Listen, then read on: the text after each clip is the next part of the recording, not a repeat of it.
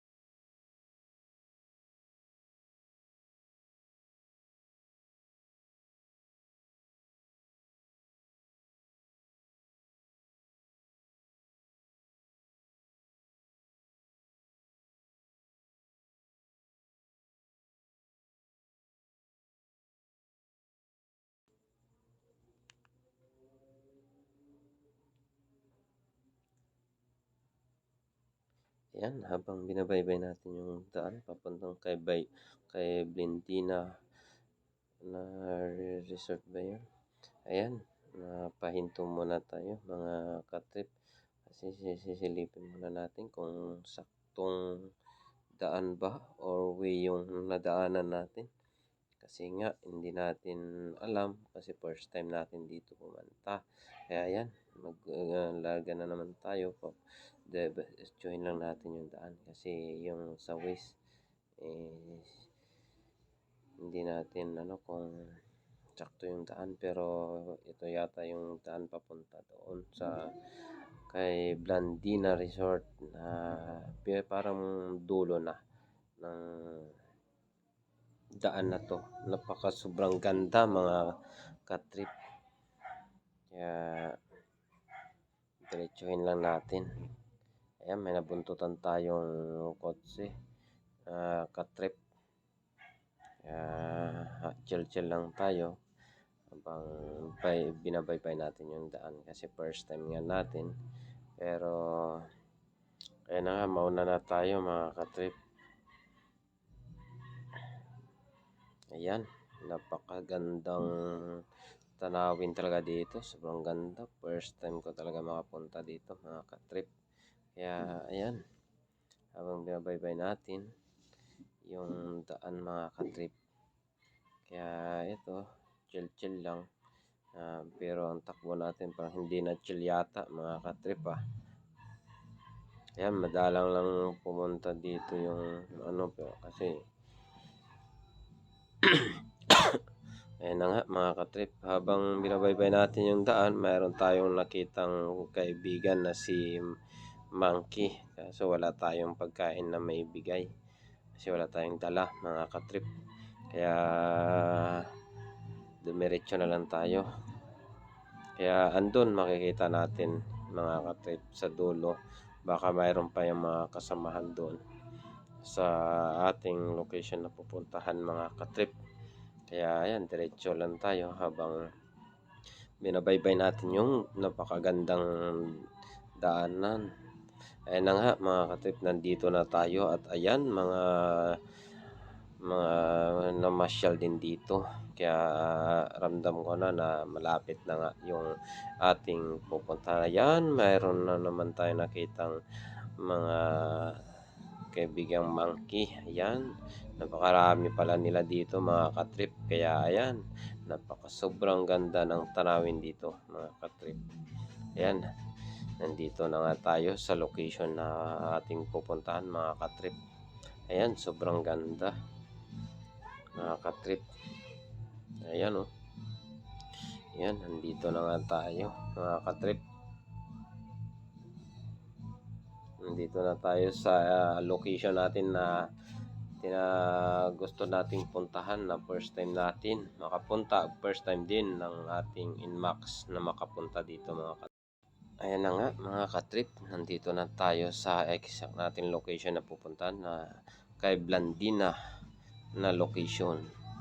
Ayan, napakaganda mga katrip. Kaya ayan, maglakad-lakad lang. Yan. Yan na nga mga katrip. Sobrang ganda ng ating location na kung saan makikita dito lang sa kay Blandina Resort ba ito? Ayan mga katrip, sobrang ganda ng tanawin. Matatanaw mo dito yung gilid ng dagat. Napakaganda at sobrang lamig mga katrip. Kaya ano pang nenta nyo, mag-rides na kayo mga katrip. Sobrang ganda dito. First time ko na pumunta dito sa lugar na ito. At first time din nag-rides ng Inmax na bagong unit ko mga katrip. Ayan. Ayan na nga mga katrip. Ayan sobrang ganda. Kaya sobrang saya ko nakapunta rin dito sa tagal ko dito sa ayan mga katrip, hanggang dito na lang yung ating video mga katrip. Kaya see you next vlog mga katrip.